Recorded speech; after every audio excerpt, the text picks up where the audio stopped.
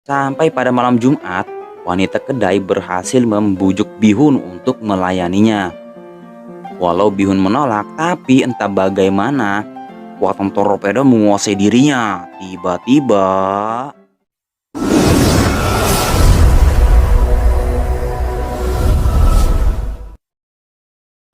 di video kali ini saya akan menceritakan alur cerita film Tale of Legendary Libido.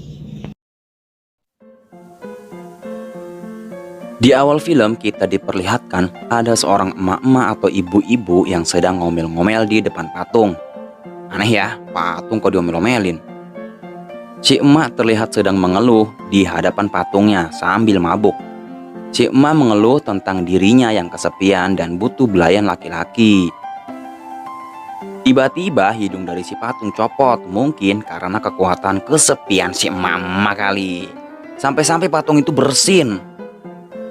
Si emak pun melongo karena hidung dari si patung seperti apa ya? Pokoknya gitulah.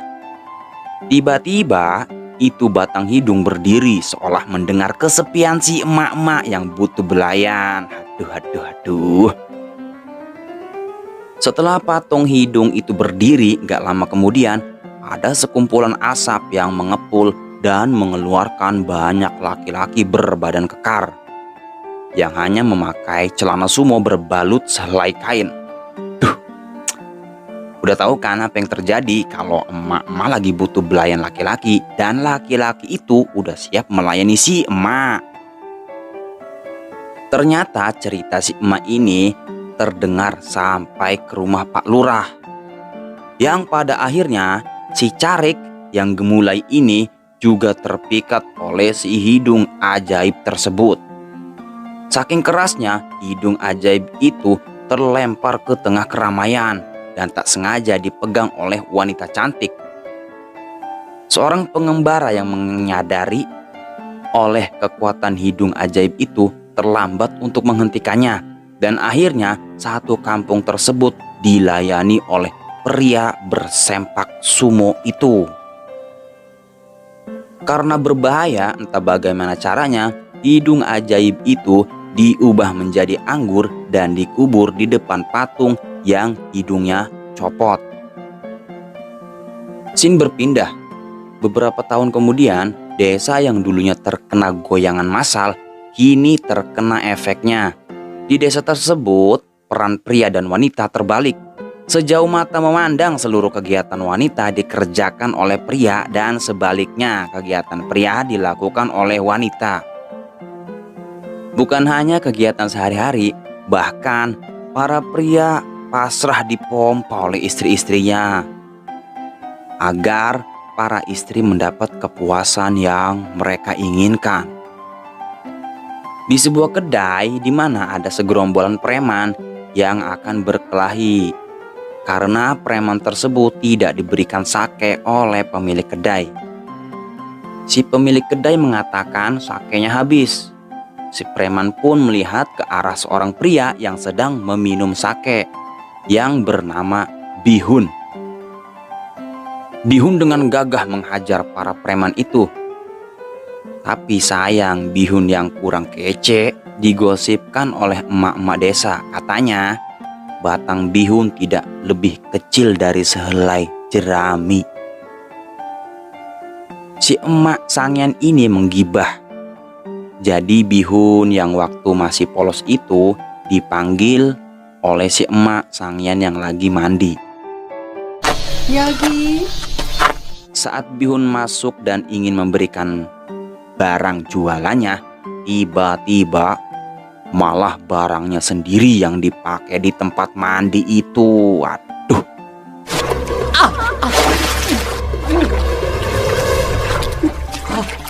Bihun yang jadi korban kaget melihat siapa yang sudah menodai dia. Ternyata wanita itu adalah si emak-emak sangean itu. Karena gibahannya si emak peot tadi, akhirnya satu kampung tahu.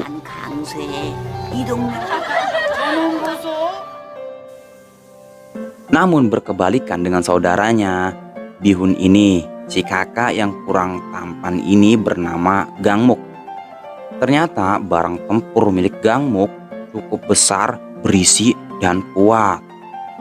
Bahkan para wanita di desa itu mengakui kalau torpedo milik Gangmuk memang harus diberi penghargaan. Penghargaan tingkat nasional kali ya. Secara tidak sengaja Bihun melihat para wanita yang sedang ngintip kakaknya. Bihun pun cemburu dan pergi meninggalkan mereka yang sedang asik ngintip. Saat Bihun sedang pipis, Bihun pun dihina oleh tabib buta kalau torpedo yang ia punya kecil. Walaupun tabib tidak bisa melihat, tetapi si tabib tahu bahwa dia Bihun si torpedo kecil. Dia tahu karena mendengar dari suara pipisnya. Curr. Si tabib pun ikut pipis dan membuat si Bihun melongo. Wush. Saat Bihun kesal, ia pun pergi ke kedai untuk minum sake. Sampai di kedai sake, Bihun melihat kaki yang sedang meraba-raba torpedonya. Bihun senang dan melihat ke arah wanita yang ada di depannya. Tapi saat wanita itu pindah tempat, ia bingung. Kok kaki masih nempel ya? Dan ternyata yang meraba-raba torpedonya adalah bapak-bapak berkumis tipis yang ada di depannya. Cir, kena prank. Bihun pun marah karena harga dirinya tidak ada sama sekali dan meluapkan kekesalannya dengan menghancurkan kendi-kendi sake. Tak lama kemudian, kakaknya datang dan meminta maaf kepada pemilik kedai karena ulah Bihun yang membuat kedai sake porak-poranda. Saat Bihun mabuk, Gangmuk menggendong adiknya dan memberikan sedikit tausiah kepada adiknya. Saat di perjalanan pulang, Gangmuk dan Bihun melihat wanita yang sedang menari-nari dengan gemulainya. Wadaw.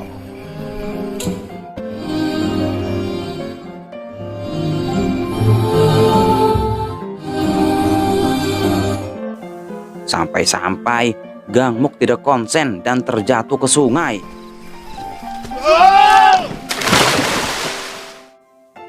Sesudah itu Bihun dan Gangmuk menghangatkan diri di samping sungai. Si Gangmuk pun melanjutkan tausiahnya dan memberikan kura-kura tanah dan ampudu beruang. Gangmuk bilang itu bagus untuk kejantanan. Bihun marah dan langsung membuangnya. Gangmuk yang hanya bisa diam melihat adiknya marah padanya. Dari sini kita melihat masa lalu Gangmuk dan Bihun. Ternyata di masa lalu Bihun pernah mengalami kebakaran di area torpedonya, yang mana kebakaran itu disebabkan oleh Gangmuk yang tidak sengaja membakarnya karena terkena percikan api. Secara refleks Gangmuk menginjak torpedonya hanya untuk memadamkan api yang membakar barang tersebut. Cara Gangmuk memadamkan api ternyata dengan gaya seperti gaya injak kaki di film Kung Fu Hustle sampai gaya kodok terbang. Waduh. Seperti yang kita tahu sekarang, burung Bihun yang besar seperti jarum pentul ternyata hasil karya kakaknya Gangmuk. Scene berpindah di pinggir sungai di mana ada beberapa bapak-bapak yang sedang ngegibah sambil cuci piring. Ternyata si bapak itu sedang ngegibahin seorang wanita bernama Delga. Katanya Delga berhasil kabur dari sekapan tentara Jepang yang menjadikannya budak seks. Karena hal itu Delga menjadi sedikit stres. Tapi karena Delga yang cantik dan semok, para bapak-bapak berencana untuk mengintip Delga yang sedang mandi. Bihun yang tak sengaja mendengar hal itu juga berencana untuk mengintip juga. Pada maghribnya, para bapak-bapak ini mendatangi sebuah danau yang biasa digunakan Delga mandi. Bihun yang ikut mengintip akhirnya ketahuan oleh para bapak-bapak yang sedang mandi. Saat sedang asik ngoceh ngalor ngidul, tiba-tiba ada puting yang mengambang. Cing! Ternyata bukan kuning aja ya, puting juga mengambang.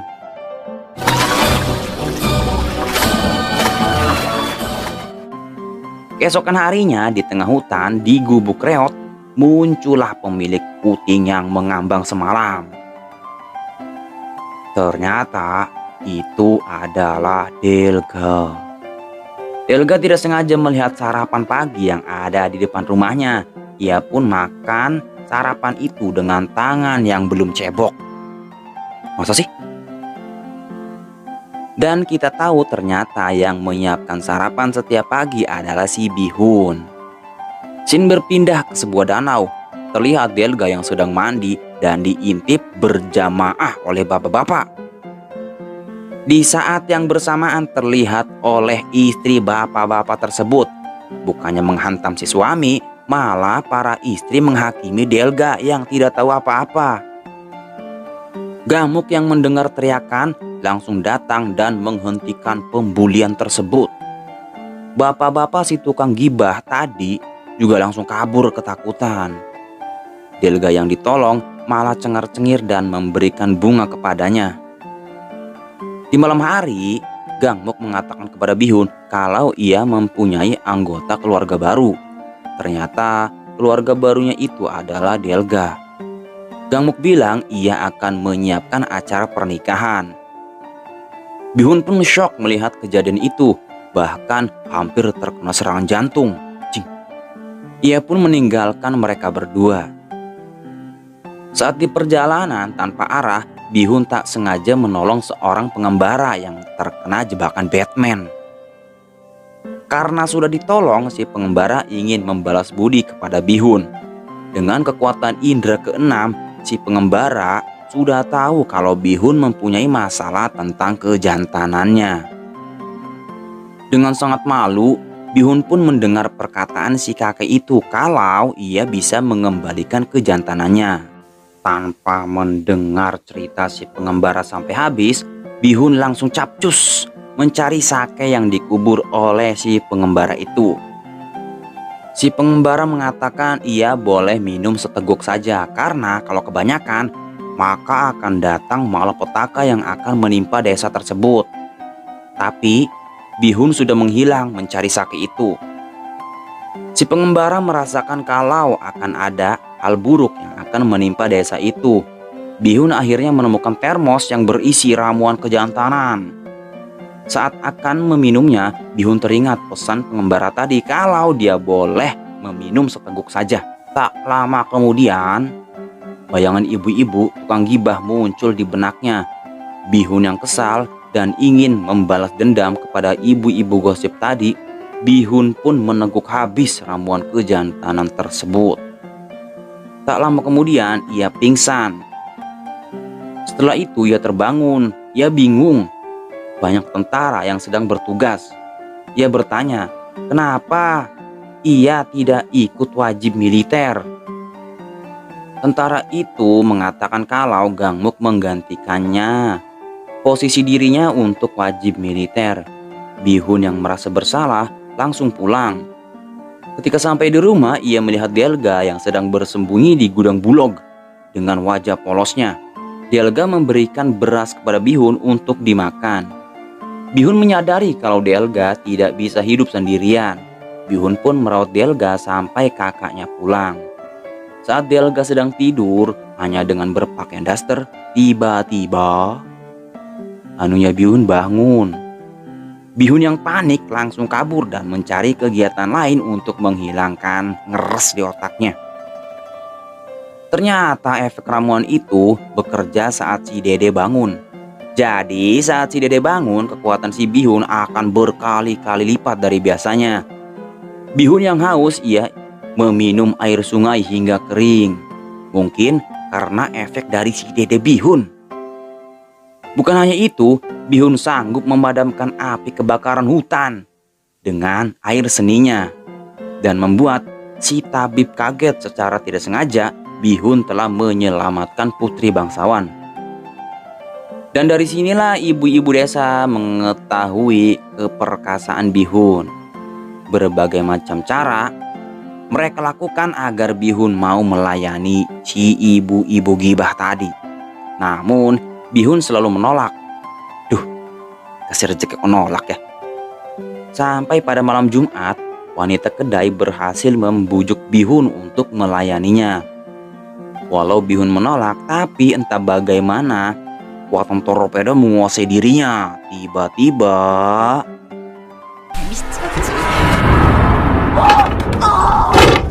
para ibu-ibu tukang gibah itu terbangun karena merasakan aura yang sangat kuat melebihi QB.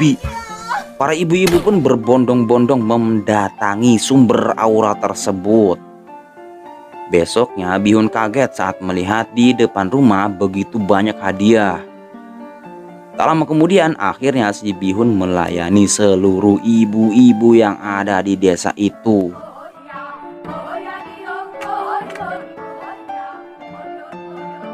Berita tentang torpedo Bihun sampai ke telinga raja.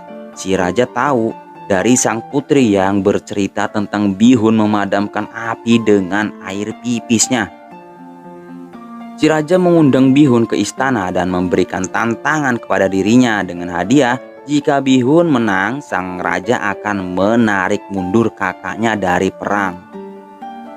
Tantangannya adalah Bihun harus bisa menahan beban berat dengan menggunakan torpedonya. Ternyata Bihun punya lawan yang kuat dari wilayah barat. Lawan dari barat berhasil mengangkat bola besi dan tibalah giliran Bihun. Awalnya Bihun tidak sanggup, tetapi sang putri dengan liciknya membantu Bihun dari atas panggung dengan cara makan pisang dan menarik baju pelayan. Aci, aci, aci, aci, aci, aci. Bihun pun memenangkan tantangan, tetapi sang raja tidak menyanggupi karena jasad Gangmuk tidak ditemukan. Entah ia masih hidup atau mati. Tidak sampai di situ, kesengsaraan Bihun bertambah dengan melihat wanita yang dicintainya sakit. Karena di desanya mengalami kekeringan, Bihun sadar bahwa dirinya lah yang menyebabkan semua ini. Si tabib mengatakan jika ingin Delga sembuh, ia harus memompanya. Pikiran Bihun bercampur aduk karena Delga adalah kekasih kakaknya. Lalu demi kesembuhan Delga, akhirnya Bihun bersedia memompanya. Dan Delga sembuh dari sakitnya. Tapi karena hal ini Bihun digosipkan kalau Bihun memompa kakak iparnya sendiri. Tak selesai sampai di situ, desa mereka terus mengalami kekeringan parah. Saat si pengembara berkata untuk mencari kendi berisi sake sakti untuk menolong desa itu. Akan tetapi termos yang berisi sake ternyata kosong. Karena tahu siapa yang meminumnya, Pak Lurah dan Pak Carik memerintahkan untuk menangkap Bihun untuk dikorbankan kepada Dewa Beruang. Seluruh warga setuju. Selain penyebab kekeringan, Bihun juga telah menghamili ibu-ibu desa di saat para suami sedang berperang. Si emas sange ini ternyata menaruh simpati kepada Bihun dan mencoba memberitahu Bihun soal dirinya yang akan dikorbankan kepada Dewa Beruang. Bukannya melarikan diri, Bihun secara sukarela menyerahkan dirinya sendiri. Tak lama kemudian, sebelum Bihun menyerahkan diri, ia tak sengaja melihat kakaknya yang pulang dari medan perang. Dengan merasa bersalah, Bihun pun sudah siap untuk mati. Gangmuk tiba-tiba datang untuk mencari Bihun. Gangmuk juga marah, kenapa acara pernikahannya tidak diadakan. Ternyata yang dia maksud menikah bukanlah Gangmuk, melainkan si Bihun. Warga desa ternyata telah salah mengira, tapi Delga bilang tak apa-apa. Karena sekarang ia sudah hamil anak dari Bihun. Sing berpindah, di mana Bihun dikorbankan oleh beruang yang sangat besar. Tapi pengorbanannya bukan dimakan, melainkan diperkosa beruang. Sementara para warga meminta maaf kepada dewa tentang kesalahan mereka. Di dalam gua terlihat Bihun sudah terkapar karena dipompa oleh beruang. Tapi Bihun mempunyai keberuntungan. Tak sengaja ia melihat bulan. Seketika itu juga hujan mulai turun dan warga desa sangat senang. Esoknya diadakan acara pemakaman untuk Bihun, tapi Delga terus saja berkata kalau Bihun masih hidup. Gangmuk hanya bisa diam dan menatap Delga dengan sedih. Di akhir cerita, desa yang terkena malapetaka sudah kembali normal seperti biasanya. Tak lama kemudian, para wanita memanggil anak-anak mereka. Yang kita semua tahu, anak-anak ini adalah anak dari hasil senam bihun bersama ibu-ibu desa. Di akhir film diperlihatkan para ibu-ibu bangsawan sedang ngegosipin si bihun. Ia mengatakan bahwa barang milik bihun sebesar badan bayi dewasa. Saat kamera berpindah, ternyata bihun yang sedang mendayung perahu. Dan terlihat air mancur yang sangat deras yang keluar dari batang anak-anak hasil jerih payah si bihun. Film pun berakhir.